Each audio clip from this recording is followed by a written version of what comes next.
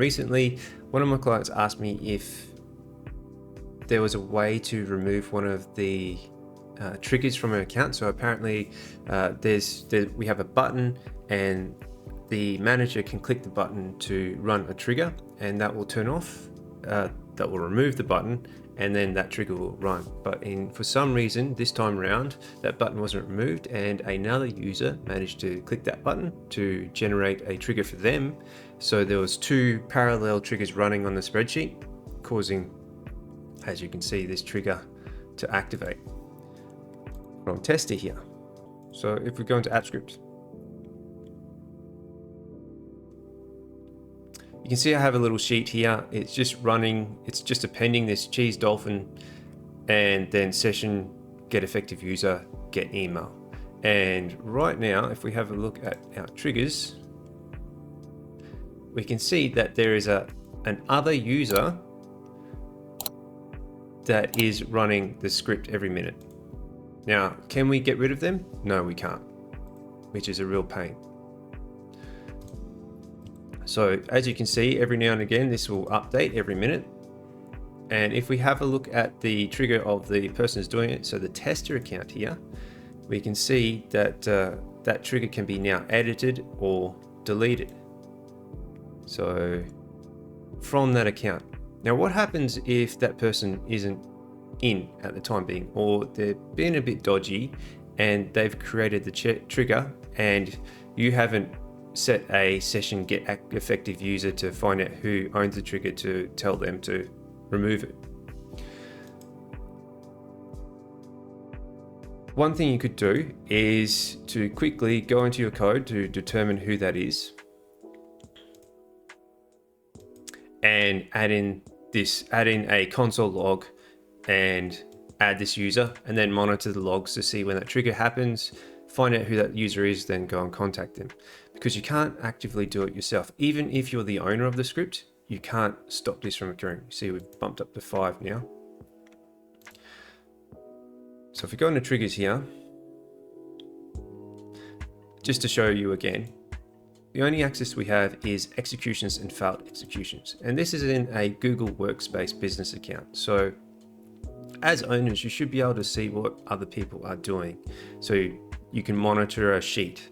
So I feel this is a bit of a flaw for the management of triggers in Workspace accounts. A bit more understandable if you have a just normal Gmail account and people are doing weird stuff. But if this has impact on the sheet as a whole, maybe it's updating this row here and it's getting in the way and it's happening twice because you've got 2 different users, then it's a problem. So how do we get rid of this user without asking them to actively remove it? Now, the only approach I found that's somewhat effective is this. So we can go in here and we can go to our tester and remove access after we found out who it was. So remove access and save. Now we're on 7 at the moment, and we should have a minute or two pass. So this will update now, and we'll see if we have access to this file. No access to this. Do we have access to the script though? No, we don't have access to the script. So we can do that. We can temporarily ban them. Let's see what happens if we bring them back in though. So if I go share again and go tester and put them back in as an editor, we can hit send. We go back to our access panel here and we'll refresh this and see that we have access here. Keep it on the 7 here though.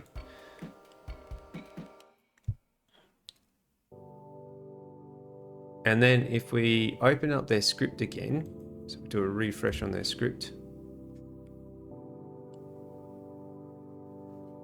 the code's here. Let's see if the trigger's here.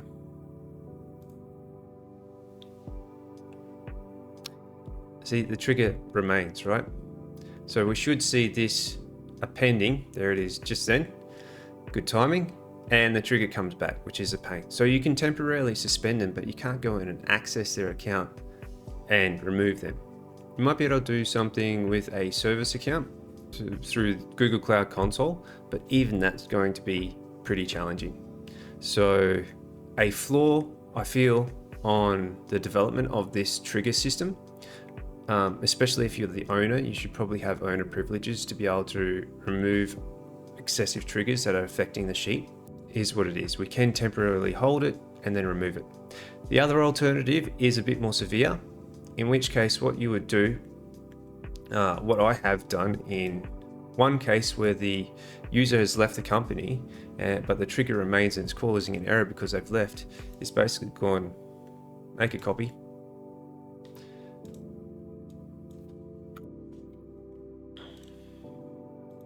Go on back to this one. Go on. Hold. Created a new tab. Hidden all the other tabs. So we only got one in this case, so hide sheet. And then grab this link and say a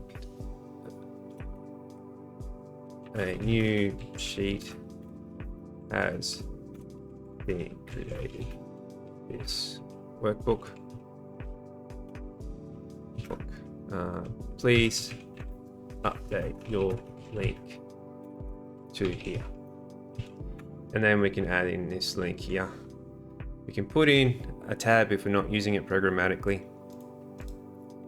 And then now that's accessible. And I usually just clear all this out as well, just to really emphasize that, hey, don't use this. And even on these hidden items here, I'd probably protect them as well. And then if you've got forms attached, you'll have to migrate those forms across too.